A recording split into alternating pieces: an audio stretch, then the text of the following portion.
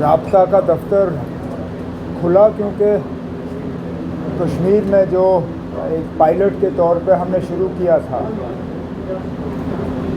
हमारा तजुर्बा रहा है कि वो ठीक ठाक चला। वहाँ लोगों के जो मुतालबे हैं, मुश्किलात हैं, प्रॉब्लम्स हैं, रिप्रेजेंटेशंस इकट्ठा करने का एक तरीका बना।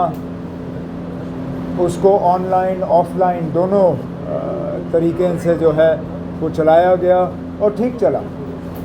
मतलब एक कोऑर्डिनेटेड तरीके से वहाँ पे जो अफसर उसमें काम कर रहे हैं उन्होंने लोगों को जो है एक अच्छा रिस्पांस दिया। मुझे भी वहाँ जाके डेलीगेशंस और इंडिविजुअल जो लोग हैं उनसे मिलने का मौका मिला। जब श्रीनगर में ठीक चला तो हमने सोचा जब श्रीनगर में ठीक चल रहा है तो अब वक्त आ गया है कि जम्मू में भी शुरू किया जाना चाहिए। तो आज जम्मू में राब्ता का दफ्तर खुला और मेरी कोशिश रहेगी कि बीच बीच में मैं यहाँ आऊँ। हालांकि फ़िलहाल दरबार जो है नवंबर तक श्रीनगर में है, लेकिन उसके बावजूद बीच बीच में मैं कोशिश करके यहाँ आके लोगों से मुलाकात करता रहूँगा। किस तरह से लोग आना चाहिए? यहाँ अफसर तैनात होंगे। यहाँ एक तो जिस तरह श्रीनगर में ऑनलाइन जो है मेमोरेंडम या जो उनके जो डिमांड्स हैं वो डाले जाते हैं या उनकी शिकायत रहती है या कोई मसला होता है, एक तो ऑनलाइन तरीके से।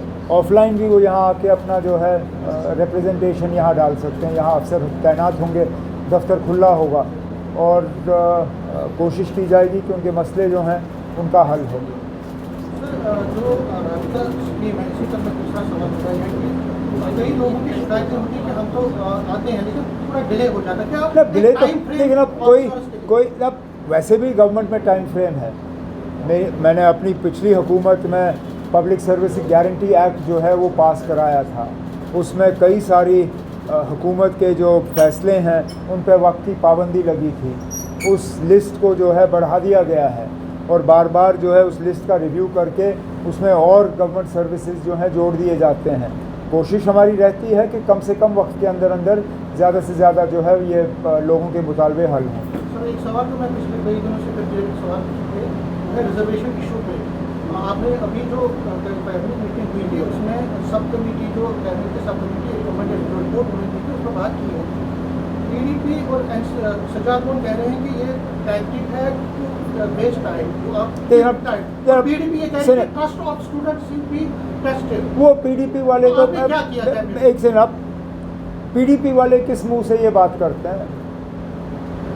जब महबूबा मुफ्ती को वोट चाहिए थे उन्होंने अपनी पार्टी के लोगों पे सख्त पाबंदी लगाई थी कि वो रिजर्वेशन के मामले में बात भी नहीं कर सकते हैं। मैं वो ट्वीट के रिकॉर्ड निकालूं जो उस वक्त पीडीपी ने और महबूबा मुफ्ती ने अपने हैंडल से डाले थे कि nobody in the party is authorised to speak on reservation. क्योंकि उस वक्त महबूबा मुफ्ती साहिबा अनंतनाग से इलेक्शन लड़ रही थी, उनको रजौरी पुंछ से वोट चाहिए थे और इसलिए वो रिजर्वेशन के मामले पे खामोश रहीं। उस वक्त उन्होंने रिजर्वेशन पे बात क्यों नहीं की? उस वक्त वोट हासिल करने के लिए महबूबा मुफ्ती ने रिजर्वेशन के मामले पे न सिर्फ खामोशी अदा की बल्कि सौदा किया। आज उनको अचानक रिजर्वेशन के मामले पे लोगों के साथ हमदर्दी नज़र आ रही है। ये हमदर्दी तब दिखनी चाहिए थी जब वो इलेक्शन लड़ रही थी। तो पीडीपी और इन बाकियों को कोई सजाद लोन साहब के बारे में हम क्या कहें? 5 साल तो वो हुकूमत के करीब रहे जब ये सारा कुछ हुआ। हम लोग तो बाहर थे, हम लोगों को सरकारी मकानों से निकाला गया, हमारी सिक्योरिटियाँ कम की गई। वो तो सरकारी मकान में बैठा हुआ था, हुकूमत के करीब था। उस वक्त उन्होंने रिजर्वेशन के खिलाफ बात क्यों नहीं की? देखिए ना, अगर मुझे वक्त ज़ाया करना होता मैं 6 महीने और देता सब कमेटी को। आप क्या करते? क्या आपके पास कोई तरीका था मुझे मजबूर करने पे कि मैं ये रिपोर्ट जो है 6 महीने के अंदर अंदर कंप्लीट करूं? कितनी कमेटियां हैं इस मुल्क में जिन्होंने वक्त के अंदर जो है अपनी रिपोर्ट तैयार की? आम तौर पे कमेटी बनती है 6 महीने करते करते सालों साल निकल जाते हैं। ये शायद पहली मर्तबा ऐसी बात की होगी कि कमेटी को 6 महीने दी गई और 6 महीने के अंदर अंदर उन्होंने अपना काम मुकम्मल किया। लेकिन रिपोर्ट को उसके बाद लॉ डिपार्टमेंट को एग्जामिन करना ही पड़ता है। आप इस प्रोसेस को हाईजैक नहीं कर सकते हो। It's a legal document, it requires legal examination. Cabinet ने इस रिपोर्ट को एक्सेप्ट करके लॉ डिपार्टमेंट को भेजा हुआ एग्जामिनेशन के लिए अपने कमेंट्स के लिए। Enough, the report has come. We have taken the report. It has been sent to the law department now for comments. Law departments के कमेंट्स आके कैबिनेट इस पे बहस करेगी और अगला कदम वहाँ से लिया जाएगा। उमर साहब बोला आप छोड़ दीजिए। उमर साहब 8 महीने हो गए अब आपको कुर्सी संभाले हुए हैं, कितना आप अभी तक लोगों के एक्सेप्ट ना, मैं 8 महीने 10 महीने साल 2 साल 3 साल नहीं गिनता हूँ ना। लोगों ने हमें 5 साल दिए, ये सवाल आप हमें 5 साल के बाद करिए। उमर साहब दो क्वेश्चन उसके बाद नहीं ना, आपने बहुत कर लिया ना, नहीं ना, बहुत हो गया। उमर साहब स्टेटहुड को लेके ही क्वेश्चन है।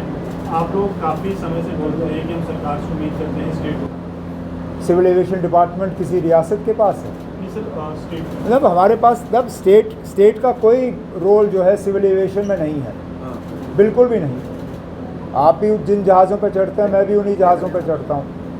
हम उन लोगों पर जो है भरोसा करते हैं जिनकी ये जिम्मेदारी है। ये government of India ministry of civil aviation और DGCA की जिम्मेदारी है। हम उम्मीद करेंगे कि जो भी कारण या वजूहात हैं अहमदाबाद के हादसे के पीछे, उनके बारे में जल्दी से जल्दी जो है पता चले और उनका जो है दोबारा ना हो, यही हमारी उम्मीद होगी। जहाँ तक आपका पहला सवाल था,